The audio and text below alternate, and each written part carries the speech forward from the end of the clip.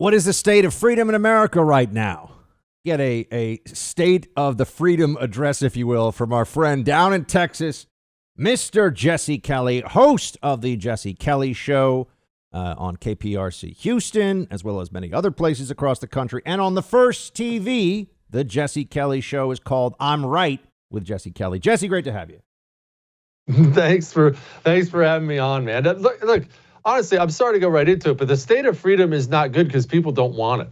I don't mean to be a cynic on a Friday. I really do not mean to be a cynic on a Friday, but I was thinking about this, something that popped up earlier today about Americans. When are Americans going to take back their freedom? There was a poll that came out showing the majority of American workers want their fellow workers to have the vaccine forced on them or lose their job. And I looked at the story and I wasn't surprised. I mean, people are outraged. 8-9 months ago, the government told everyone to go home, and everyone did it, Buck. Everyone did it. Everyone just packed up their stuff and left. The Americans don't value freedom because that's all we've ever known now. We just have to accept that. I'm at the point now when I'm wondering when people are going to realize, and when I say when people, because what ends up happening is, this audience, will people get mad when they hear me say this, understandably. I'm not talking to people. If you listen to this show, because I'm a mask truther and I don't listen to side, right? I mean, if you listen to this show, you've already been red-pilled and you understand the reality that we face. What Jesse and I are talking about is a plurality or a majority of the American people recognizing that, I mean, Jesse, we just had Governor Cuomo. They shut down outdoor dining in California after saying outdoor dining was safe and making everyone build all this stuff, right? Gavin Newsom did that. Governor Cuomo in New York City has half the COVID positivity of New York State, but New York City has restaurants totally shut down, and whereas other places do not in the state. And just to add insult to injury, they've now said, even if you are willing to sit outdoors and freeze your butt off to have dinner and keep some of these places going, you are not allowed to go inside and pee. You got to go on the street. Well, it's fine, Buck. I don't know what you're so worried about. Obviously, these restaurants can get by in New York City. It's not like the rent costs a lot of money there. I'm sure it's basically free to have one of those fancy storefronts in New York City. Look, the goal is power. The goal is creating as much misery as humanly possible. And we have enough people. Again, you can blame Cuomo all you want. You can blame that scumbag Gavin Newsom all you want. People should already be rebelling. The only people we see out there, even now, the only people we see out there rebelling against this stuff are small business owners who are personally losing it all. Why are they the only ones out there rebelling? This should be nationwide. People should say, nope, no more. I was promised 15 days. This was all a bunch of crap. And you know what else? Now that I'm just going to be a Debbie Downer on your Friday show, you know what else? Tell me one person, Buck. Honestly, I really want to know. Tell me one person who's been pushing coronavirus panic this whole time, who has gone on television and said, once everyone gets the vaccine, we'll end all the lockdowns and we'll end all the restrictions. One person. Tell me one. You can't, because it's not going to end. If people think this ends when half the people get the vaccine or 100 people get the vaccine, they've got another thing coming. None of this stuff is going to change. These people all get off on power and the celebrity and the attention of it. None of it's going to change until you change it. But until then, we're all stuck. And I've been asking, because the only thing I'm allowed to do, because I don't want to get banned on social media, because I want to be able to reach my audience and bring them an alternate point of view from the consensus idiocy that's always being just what I always want to tell people when I get called a mask truther, which of course today, because of what happened with the president retweeting me this morning, I'm like the mask truther. It's global now. Daily Mail, one of the biggest websites in the world, mask truther, the whole thing. I always want to say, yeah, you're right. You know what, guys, mask up between bites. That was official guidance. Go with that one. That's what smart people do. They mask up in between bites because that's really going to do anything worthwhile. But beyond that, why, because I want to build on your point here, because I agree, and I've been telling everybody that the vaccine will not be the end. And I've been saying that for 6 months, right? I know you have too, that it was never going to be, the vaccine actually makes us go away entirely. Why is it that Fauci, the people that advocate for more extreme restrictions, never admit that any of the restrictions that we've seen so far that clearly were unnecessary should stop? Why can't Fauci come out and say, hey, guys, look, I know I'm telling you to stay away from people over Christmas. I know I'm saying that, and that's really harsh. But outdoor dining is 100% there's no data to support outdoor dining bans, and there's no data to support outdoor mask wearing, because there isn't, Jesse. If they would just concede that, then I'd come to the table on more of these other things, not feeling like we were in some kind of a lab rat experiment.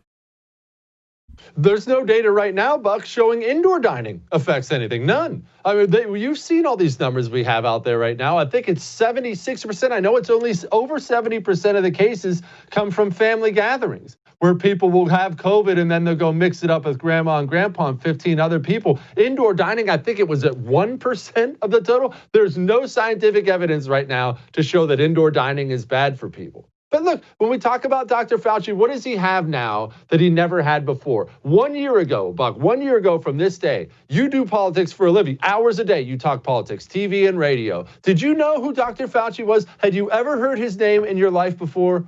No, of course you haven't. None of us ever had. Now Dr. Fauci's on every cable news program. He's throwing out the first pitch. He's on Vanity Fair with this little thing. Why would Dr. Fauci want coronavirus to end?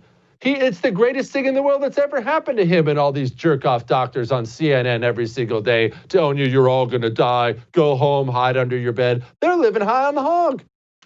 Yeah, and everyone at CNN gets to be these great virtue signaling jokes who, they go out to the Hamptons and the masks come off, in the warm weather. Now they're going down to Florida. By the way, I'm sure they're all going to be in Palm Beach and Miami over the break. I'm going down to Florida over the break. I'm going to see them. I hope I could catch some of them, unmasked out in their natural habitat in Florida when everyone else is freezing their butts off in New York, being told to mask up all the time. But I just, if Fauci was really concerned about businesses, why won't he make definitive declarations about what we should be able to do? He will only make declarations about what we cannot. And that is the mentality that people don't understand.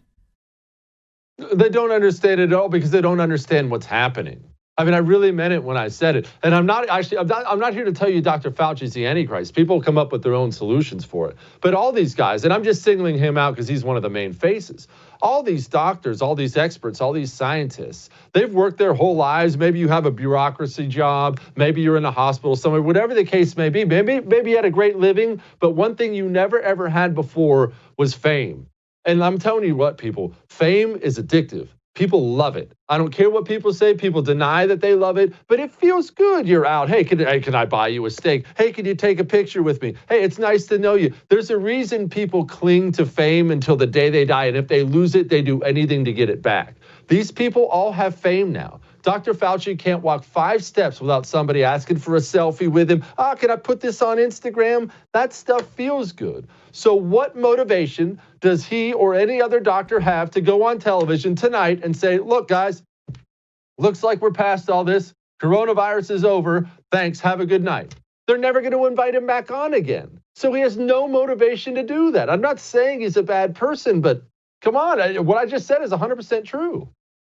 I've also got to tell you, I wish we could give people, the good news is I got a couple of shows next week when maybe we'll do some Christmas caroling on the show, or we'll try to make everyone, feel like things are a little bit better, because right now I don't have any good news about any of this stuff to spread.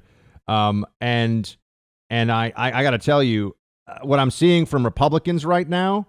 I mean, Senate Republicans are trying to, Senator Ron Johnson blocked $1,200 checks for Americans. It's like they want to lose. It's like they want to lose the Senate as well, Jesse. I'm starting to see that with the GOP. They've lost the will to fight. They want to be the controlled. They want to be the controlled opposition again. They want to be thought of, in their own little sort of precincts and their own little, social groups, as those Republicans who sit around with tri-corner hats on talking about the Constitution, who get their butts kicked in election and get pat on the head by the New York Times. What the hell are they doing? The biggest difference between Democrats and Republicans is Democrats actually want power.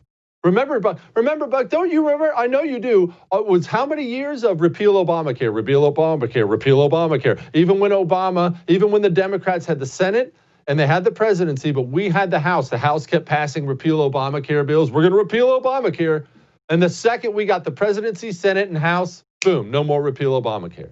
No more defund Planned Parenthood. How many fundraising emails have they sent out about that? Republicans love being in the minority. They love being able to send out that email to Granny. I promise we're going to protect your way of life, your church, and we're going to stop abortion. Just send $50.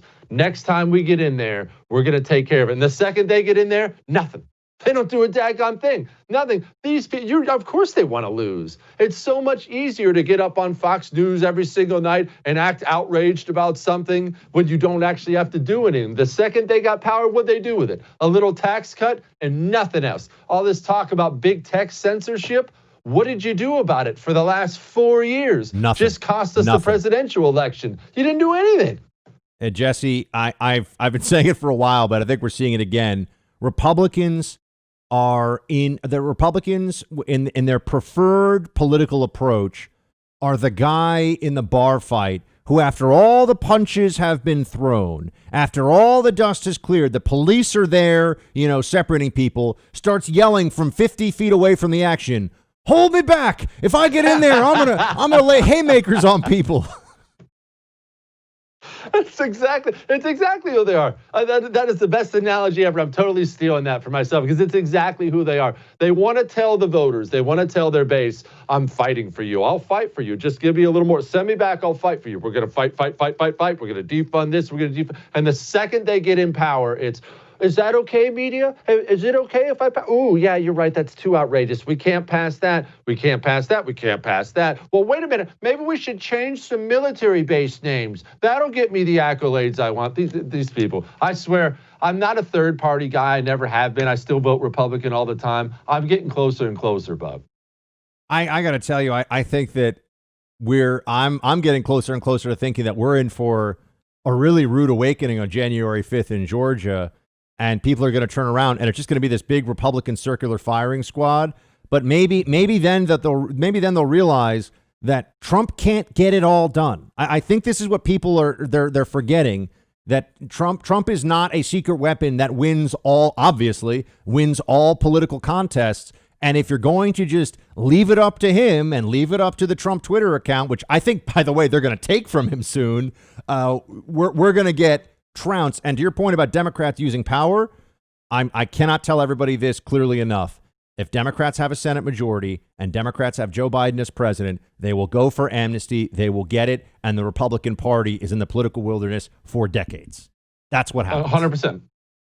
100%. The Democrats, it would never, see, people don't understand the different mentality because we don't think that way. We compartmentalize our lives. You have your work, your family, your church, and yeah, you enjoy politics and you care about it, but they don't think in that way. It is all encompassing for them. It would never occur to the left not to use power. Remember last time they got it all? They passed Obamacare and they had all the poll numbers. They knew the whole country hated it. The numbers were like 75% of the country didn't want them to pass it. But again, they would never look at an issue like that and not do something. Of course you do something with power. Republicans get it, and it's like they feel like it's this little baby bird. They just have to care for it. We can't actually let it fly. Oh, no. We just have to hold on, and soon someone will take it from us so we don't have the responsibility.